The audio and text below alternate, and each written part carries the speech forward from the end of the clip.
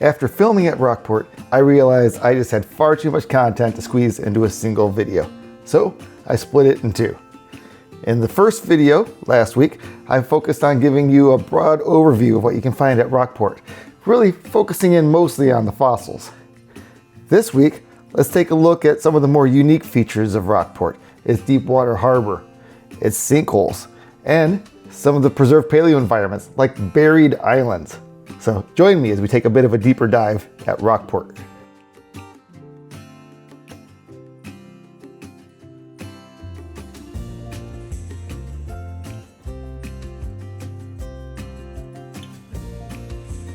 It is worth noting that from the parking lot, you can walk partially out onto the, well, what would have been the pier in the deep water harbor here.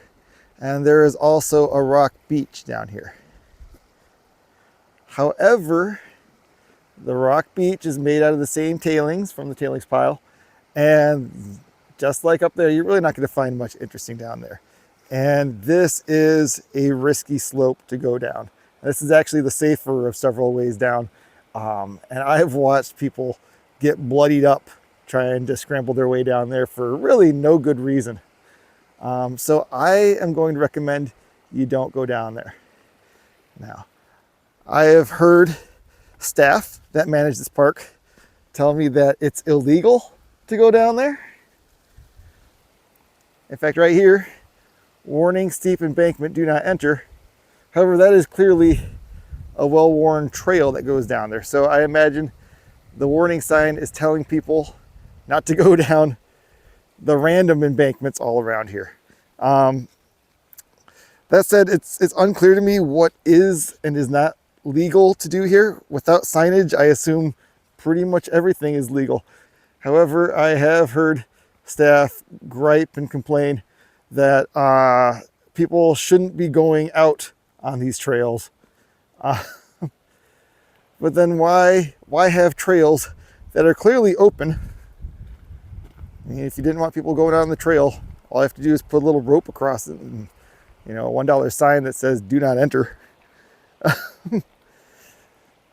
I don't get it. It's the same staff that manages the Thompson Harbor State Park. And if you want to hear my complaints about them, go watch that video. I'm not going to repeat it here. But long story short, they don't like anyone visiting any of their parks. So it's hard to say what's just them being grumpy and what is actually legal and illegal. But yeah, here's the more dangerous way down. This is the one where I had to get my first aid kit to help patch somebody up once. It's not worth coming down here. Even though it may look inviting, it's beautiful. Really, if you're just looking for rocks, go into the quarry itself. And if you're just looking for a view, stay on the well-maintained trail. Go to the top of the tailings pile if you like. Go out on this little section of degrading pier is what I'm going to call it. Don't do anything stupid like trying to scramble up onto the broken sections. There's plenty of safe ways to do this and get the exact same views you would by doing it dangerously. There's no reason to do it dangerously out here.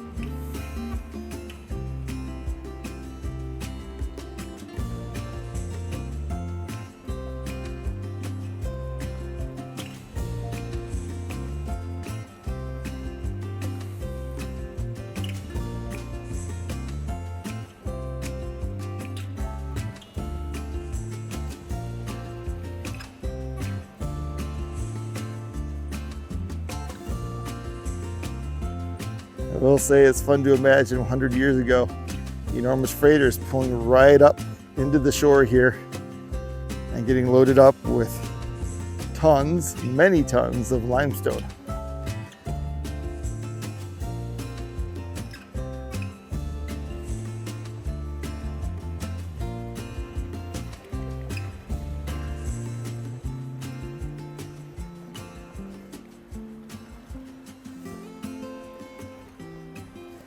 Well, in our previous Rockport video, we hiked out to the quarry. So let's pick up there and continue on to the sinkholes.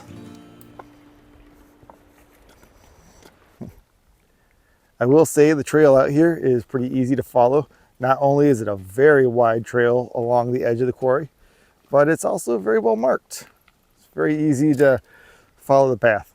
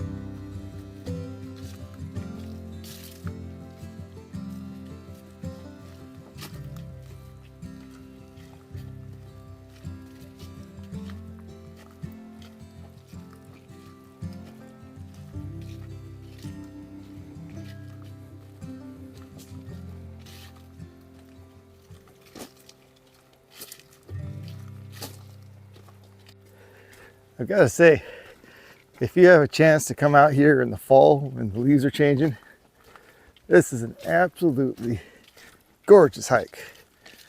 I highly recommend it. Even without the sinkholes, even without the rocks, if you're just looking for fall colors, come up here during peak season. Beautiful.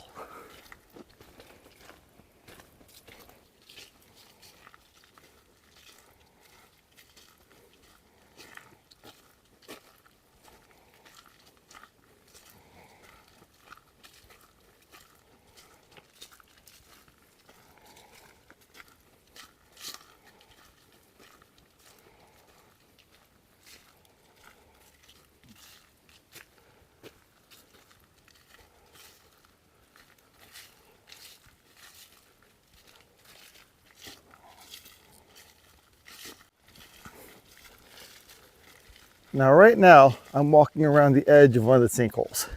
I know I'm at the edge of the sinkhole because when I look into the forest behind me, and you probably can't see it quite as well as my eyes can, the forest drops away. This is all fairly flat land out here, a little bit of glacial terrain, some little hills and hummocks, but not really any explanation for why the ground should suddenly drop away except for a sinkhole. Sinkholes can occur in any size, from just a few feet across to hundreds of feet across. They can be enormous. You've probably heard news stories like sinkhole in Florida swallows a car, or sinkhole in Pittsburgh swallows a bus, sinkhole in Florida swallows a house, sinkhole in Florida swallows a neighborhood, sinkhole in Florida swallows a city. Might be exaggerating on that one, but generally, if you live in a part of the world where the earth is trying to eat you, take a hint and live somewhere else. These are collapsed structures, and they form when water traveling underground through a soluble rock, and that almost always means limestone, dissolves the rock away to create a cave network. But guess what? Hollow, empty spaces underground aren't stable in the long term. And in some places, those caves collapse. And as the cave collapses, the ground caves in. That's where the word comes from.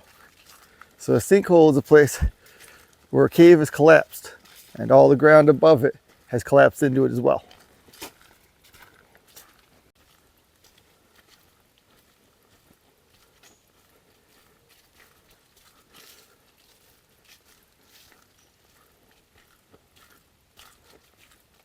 Oh, here we go. Well, now we are going to get a nice view. So apparently the DNR doesn't care about our safety that much. We are allowed to get right up to the edge. I will not be going off trail. But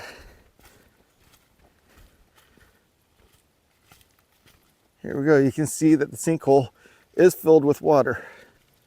Oh, well, apparently we are allowed to go right up to the edge. I will go as far as the trail takes me. So I'm going to trust that the trail is well trod. People have gone here before and not fallen in. And so I will have a look as well.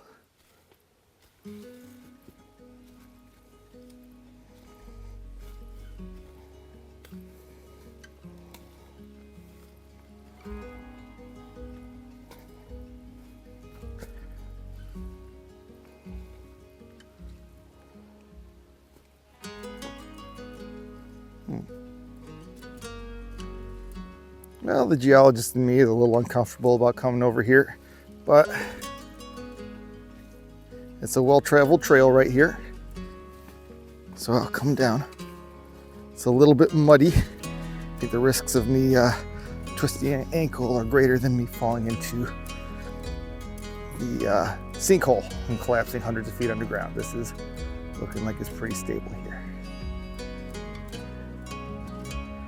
But this is an almost perfectly circular structure.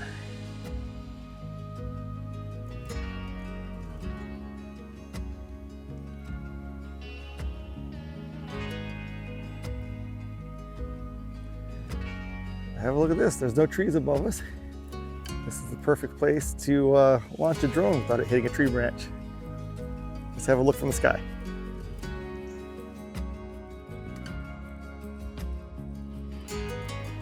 As we rise above the sinkhole, you're going to notice that it is a remarkably circular structure. Now, that's something you find at most sinkholes, to my knowledge, all sinkholes in fact. You might think that because cave networks tend to be, long tube-like structures, you might end up with elongated sinkholes forming where they cave in. But apparently, that's not the way cave-ins work. When the earth collapses, it likes to form a nice round structure. And as you're about to see, where you have one, you're likely to have others. Beneath the surface here, there is an extensive cave network. How extensive? Well, we just don't know. It hasn't been explored. It's underwater and apparently unstable also, judging by the way the surface is collapsed around it.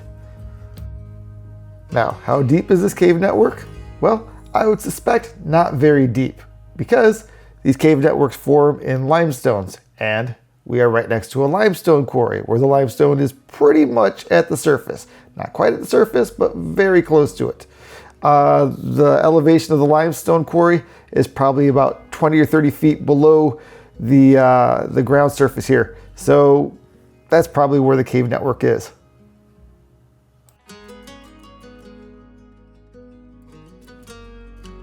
Now, you'll notice from the spread of these sinkholes that these aren't forming along a single linear structure. It's not just one cave going in a straight line direction.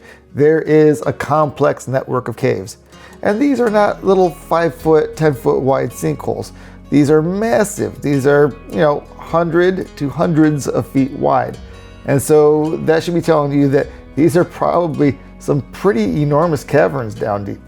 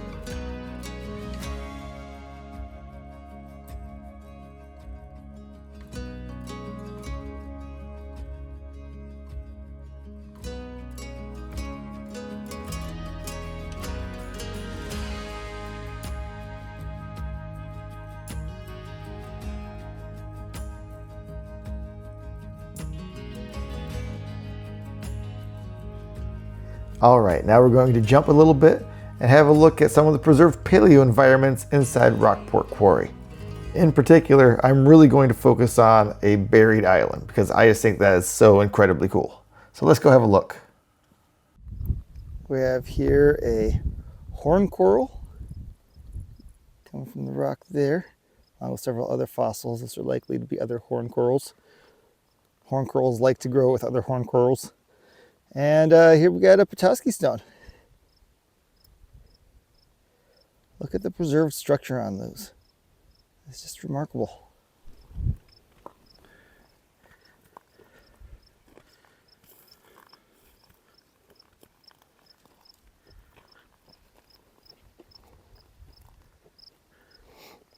Right now I'm walking along the back edge of the quarry.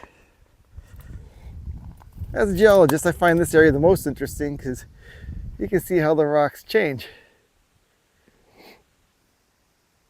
Right here it's all limestone. But in some places the limestone turns to shale, indicating that the ancient seas got muddy in those places. And then in some places those shales turn to silts and even sands.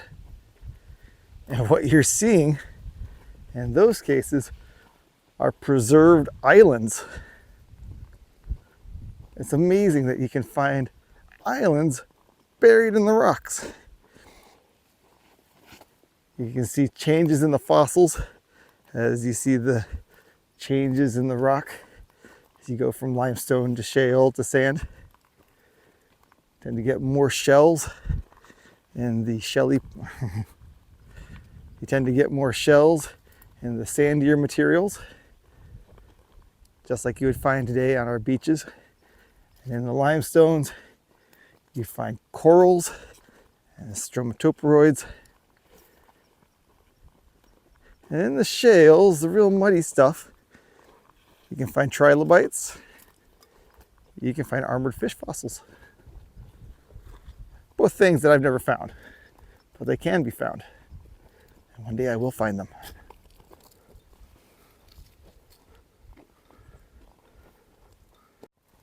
Hey, let's take a look at an example of a preserved island right in the rocks of this quarry.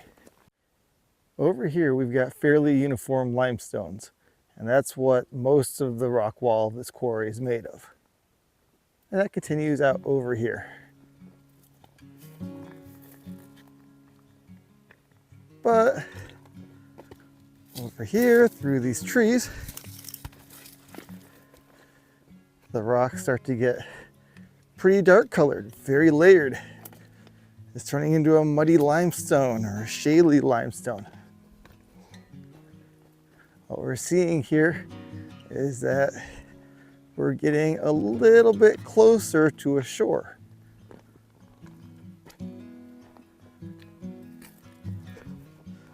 Where the limestones would be shallow ocean in clear water, nice coral reef type environment. Here you're looking at some river deposits, some storm runoff from land. The water's gonna be a little bit murkier. The floor is going to be muddier. But what does that lead us to?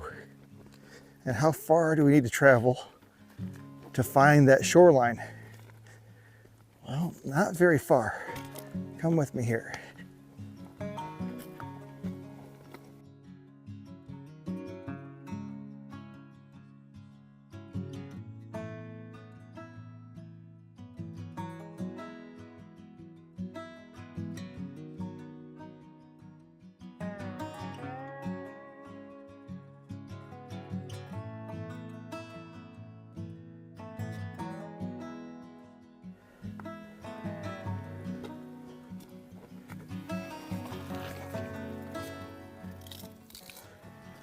And this is what a preserved island looks like. Not much to the naked eye, but have you observed the change in the rock type? Let's come back here. Way back there, and these rocks are fairly horizontal, we have boring gray limestone, and then we have dark colored muddy limestones and shales. And over here, what do we have? We've got a slope of silts and sands. It's not shale anymore. It's not limestone. But can we see anything else that would indicate that we're at a beach environment? Let's take a close look at this material here.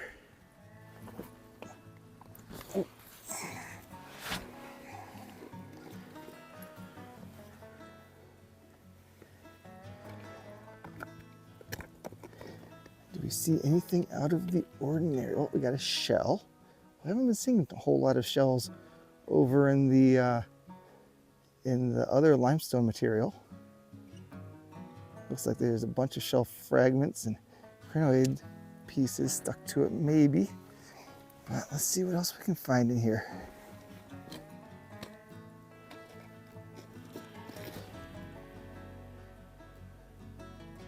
Another shell.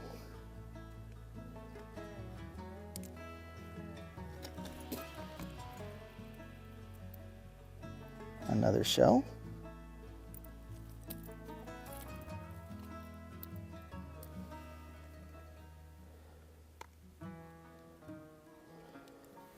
Get our way over just a little bit. And almost all of these pieces are little shell fragments and crinoids.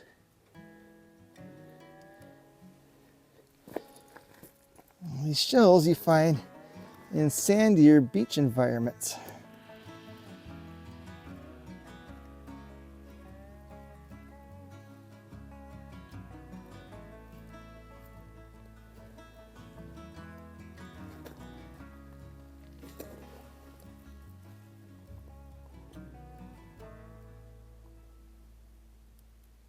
We can find better than this though, I know it. How about this guy right here? Oh, he's so weathered. He's so weathered down, he's not even worth it. Let's find something else. How about this guy? That's a big fragment of a shell.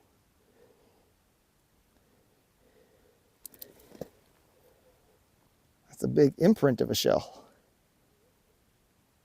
Probably. Yeah, it is.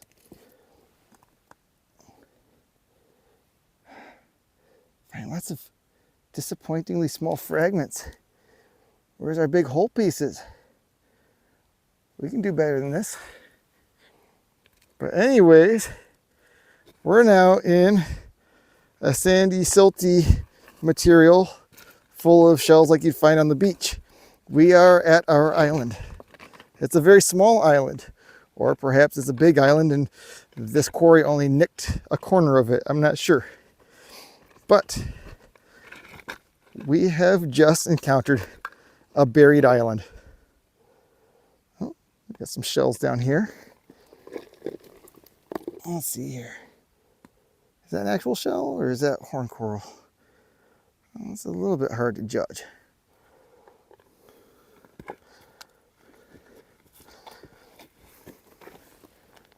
Got here, shell. That's a shell. I'm going to keep looking until I find you a good one.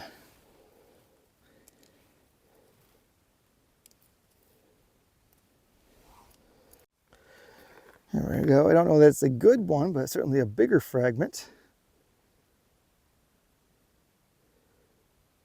Let's try to find bigger.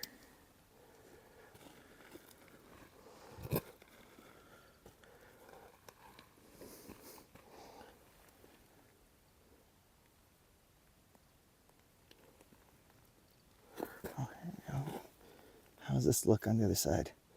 Oh, really boring. I mean, that's a shell. No doubt it's a shell, but it's not a very interesting one. It's very weathered. Let's keep looking. Here we go. We're on a different section of our paleo beach, maybe 50 or 80 feet over. That's a large shell fossil. I think we're looking at the inside of the shell, and the outside has still got other rock material stuck to it. So all we're seeing is the inside, and I dropped it. So that's for one of you guys to find next time you're out here. There we go. Now we're seeing some structure. Let me get the sand off of that. And yes, that is sand. That's ancient beach sand. It's still stuck to this.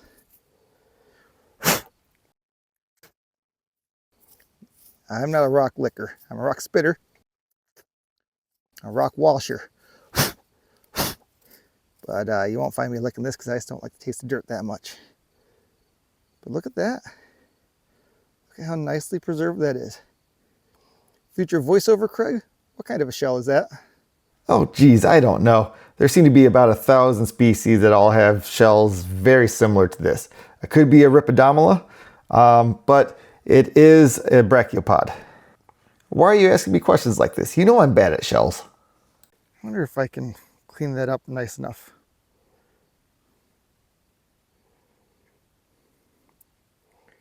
Nah, I'll leave it. There's another shell fragment over here. More shells down here. I'm seeing a lot of insides of the shells. Not too many nice preserved outer shell material. Most of that still encased in rock. And that could just be the fact that the outside of the shells are textured and the inside of the shells are smooth, and so it breaks away from the rock in that way more easily. Now, I famously had a system of fossil identification that would result in the failure of any geology student. But it was called Shell, Not a Shell. And if you haven't heard that story, go check it out. I'll post a link here. we got here? Got a whole bunch of little shell fragments all glued together there. Oh, right next to it, that's a big shell piece.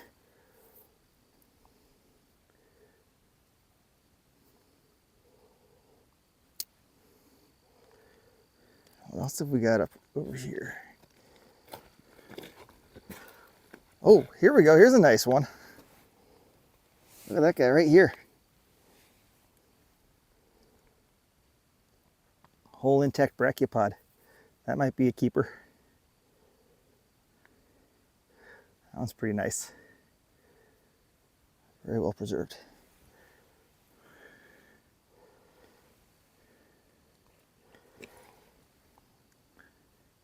What else can we find over here?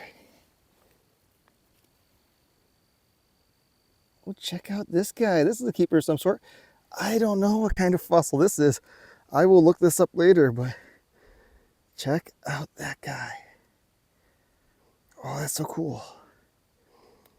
And I saw some little rings clinging to some of these shells that I was calling crinoids, but those aren't crinoids. Those are definitely something else. Not an organ pipe coral either. This is, well, that's really cool. All right, that's a keeper. I'm taking that home and trying to figure out what that is. I'll be consulting my guidebook. So I did take it home and I did consult my guidebook. I thumbed through the pages and I found this picture right here. And that looks awfully similar to what we see here. It says it's an Alipora and it says that the description is on page 387. So I flipped to page 387 and start reading the description. It's a corallite, 1/4 of an inch long and wide, colonial, forming flat chains and networks. They're short, trumpet-shaped, with each growing outward from a point along the rim of another, forming a chain that may branch and form colony. The colonies spread out over foreign surfaces, with each individual cemented along sideways from the callus, which is circular and facing up. It goes on to say that they're often found growing on the shells of brachiopods. I've never seen a more accurate and perfect description of exactly what I'm seeing from a guidebook. I mean, it couldn't possibly be more clear. This is 100% Alipora. Oh, what have we got here? That's definitely a shell. Oh, but ugly on the outside, pretty on the inside. But I'll leave that right here for somebody else.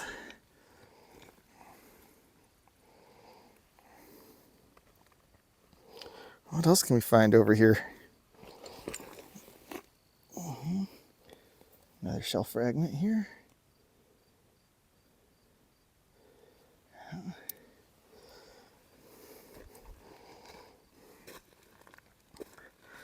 So yeah, for looking for shell fossils, this buried island out here, this paleo beach, is where it's at.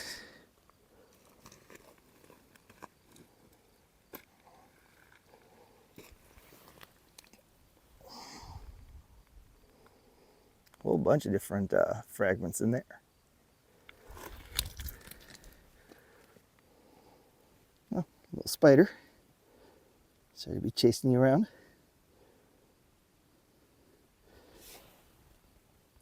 Boop.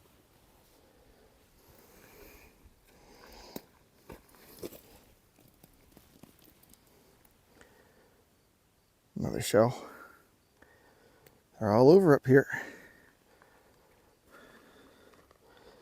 Although admittedly they are a little bit numerous, less numerous than they used to be. I may have taken a few too many people out here to collect them. But there's always more underneath the dirt.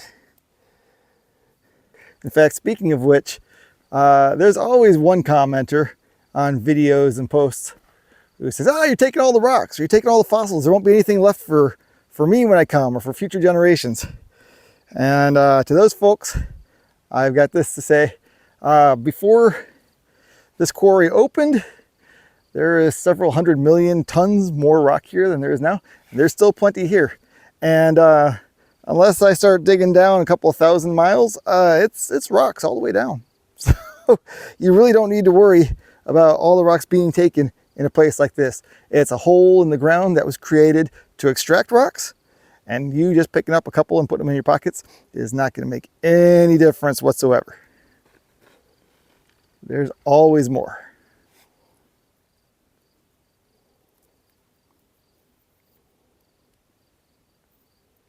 interesting.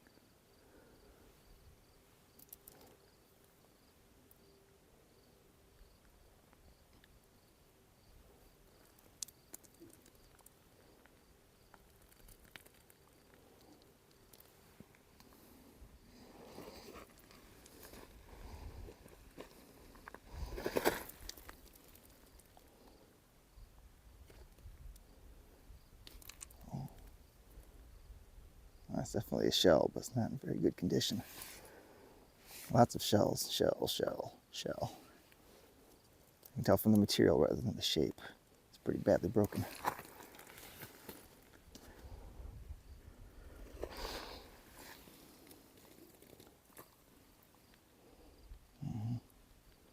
Is that a shell with a tiny little snail fossil on it? Could be.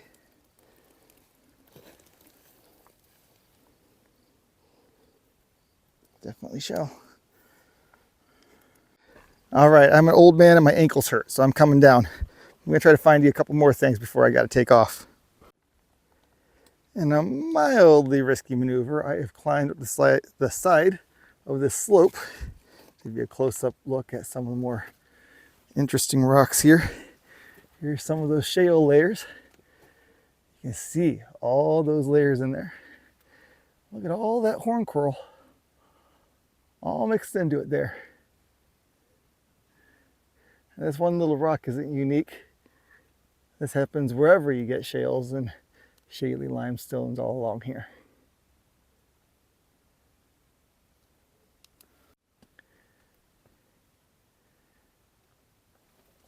Just below those shaly limestones, we've got, looks like a bit of Petoskey stone mixed in right there. We also have some right here, but notice that this is the top of the coral, but it's pointed sideways. So what's that telling us? It's telling us that this was a piece that was broken off probably during a storm and left on its side. In fact, there's a lot of storm deposits out here if we have an eye for that kind of thing.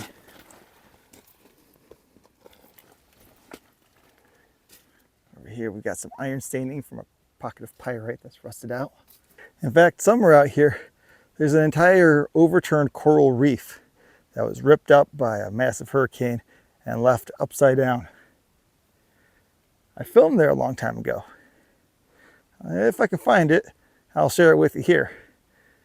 I've been looking for it all day and I have failed. And I never did find it, but I did find the video I recorded a few years ago, so that'll suffice. Let's have a look. So this is a cool spot. I'm in a pretty dangerous spot to access in Rockport. I would not recommend anybody coming up here. Everything you find up here, you can find down below in much easier areas. But as a geologist, this got me excited. First of all, there's a lot of shaly material here, a lot of fossil algae mats, and it is just chock full of broken horn corals all over up here.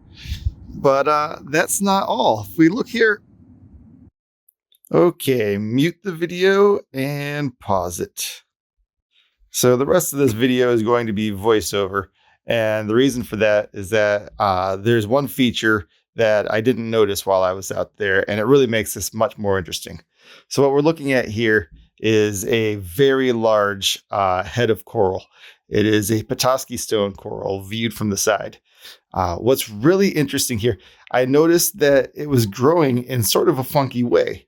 It's a colonial coral, which means it's supposed to start at the base and grow outwards, expanding. But as you can see here, particularly if you look at the bottom, it's starting from a wide base and it's pinching out at the top. And also notice that the coral polyps don't actually reach to the top. They've got that coating of calcareous material at the top, covering it. That's all really strange. And I looked at that and thought, well, that's peculiar, but okay. This Petoskey stone coral didn't just grow in an unusual way, though. It is actually, in fact, upside down. What you're looking at the top is actually the base, and it grew. It didn't grow upside down. It grew in a normal way in the first place. This whole coral has been ripped out of the ocean floor and tossed about by waves and deposited upside down. During the Devonian, the Michigan Sea was a shallow tropical sea on the equator, just like the Caribbean. And just like the Caribbean, massive cyclones and hurricanes blew through, causing massive coral damage. And you're seeing it here. You're seeing a ripped up chunk of coral from the seafloor that's been tossed about and dropped upside down. Pretty amazing stuff. But that's not all we're seeing. Let's talk about it a little bit more here. So not only do you have the side view of the Petoskey stone coral and these beds of algae mats over top of it, you have here a large stromatoporoid sponge. These are the roughly spherical sponges that grew at the same time as Petoskey stones. And there it is, lying right on top of this. So what we have is a beautiful side view of this reef ecosystem that was absolutely ripped apart by hurricanes. And you've got an upside down Petoskey stone coral reef fragment topped by a stromatoporoid that may have grown there, may have been tossed there by a storm. And all of this is coated by layers of algae mats and sediment. It's just this really remarkable view from the side of this entire coral ecosystem. And one thing that's worth pointing out here is that this whole ripped up coral bed is on top of another bed of debris down here. You have a bunch of crinoid stems at the base. And so, yeah, storms were frequent and they were devastating. And this is a snapshot of just what went on back then. All right, I'm on the other side of the paleo beach of the buried island. And over here, we can see the slope turns back into a cliff of muddy shales. And we got a lot of trees in our way here.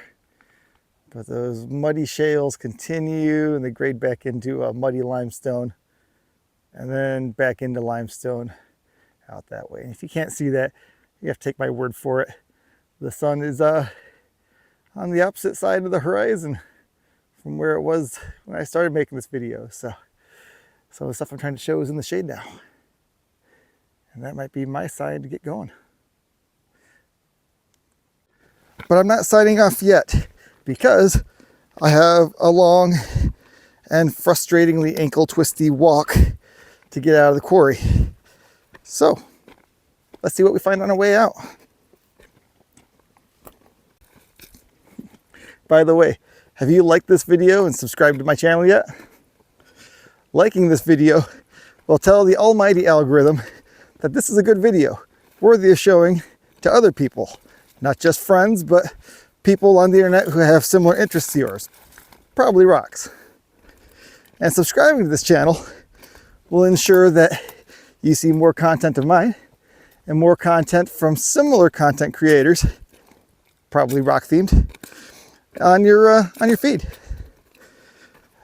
If you don't subscribe and like my videos, then visibility for my videos really depends on my incense offerings to the almighty gods of the algorithm.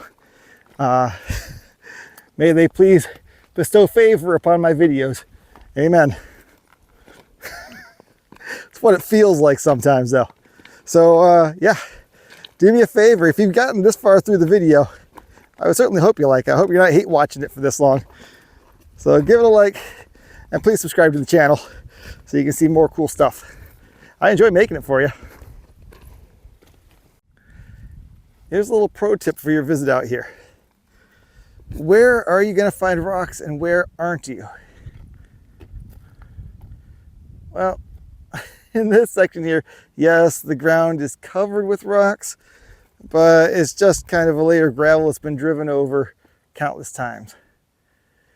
Where you really want to be looking for rocks is in the ridges. So we want to come over to areas like this. These are going to be more promising for us.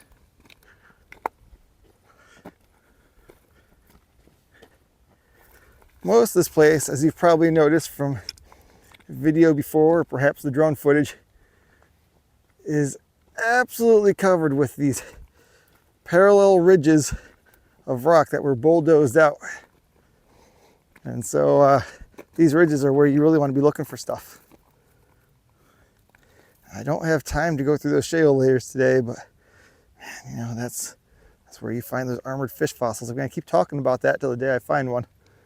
Well, frankly, I'll keep talking about it forever if I actually find one. So maybe you're doomed to hear me talk about it forever.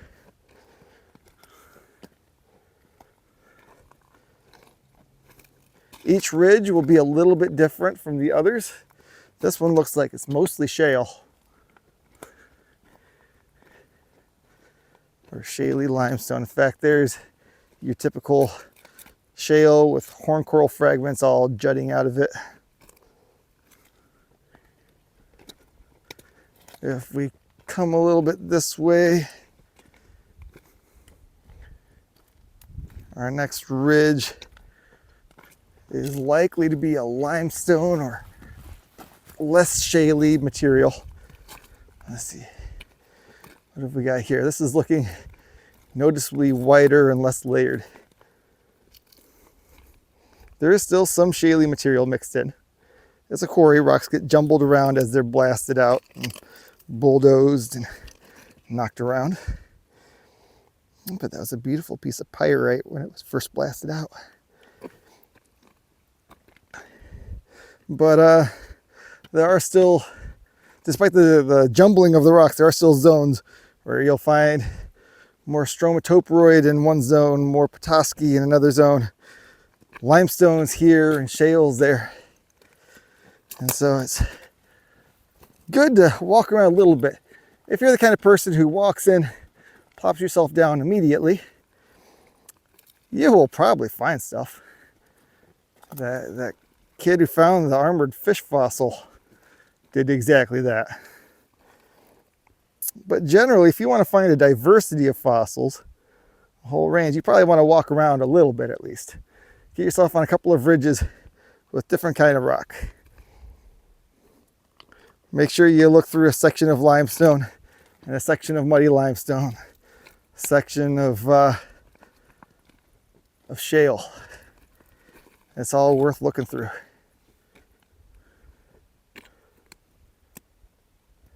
There's a lot in that one. Is that all horn coral? Might be some bryozoans in there. It's hard to tell. What we got here? Oh yeah, we got some bryozoans in here.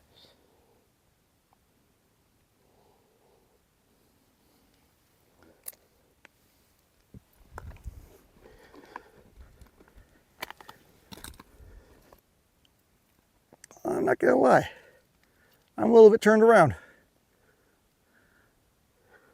This happens to me about half the time I come out here. Frankly, the more I walk, the more likely it is to happen. If I go too far to the south, I'll have to come out on a loop. That'll give me an extra half-mile walk through the woods on a very nice trail, but a trail that requires an extra half-mile of walking. I'm gonna go this way.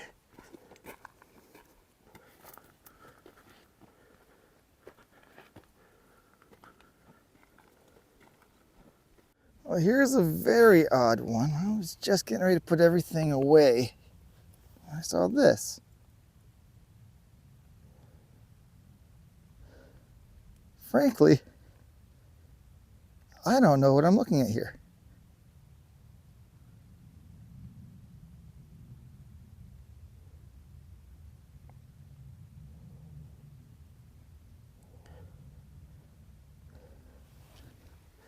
Let me pick that up and take a close-up look.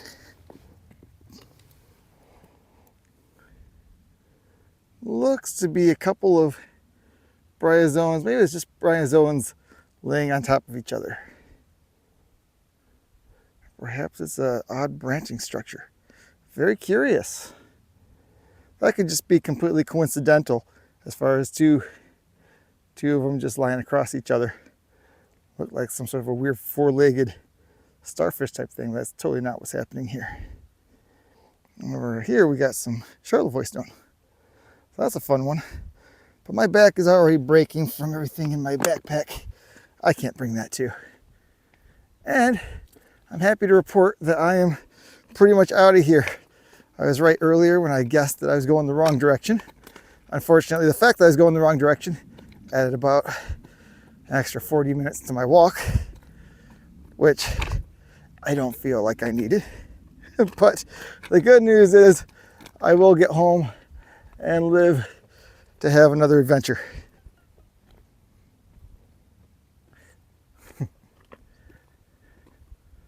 My phone's out of battery. I'm out of battery. And I'm out of time. Everything's telling me this is the end of the video. I'll see you next time. Thanks for joining me.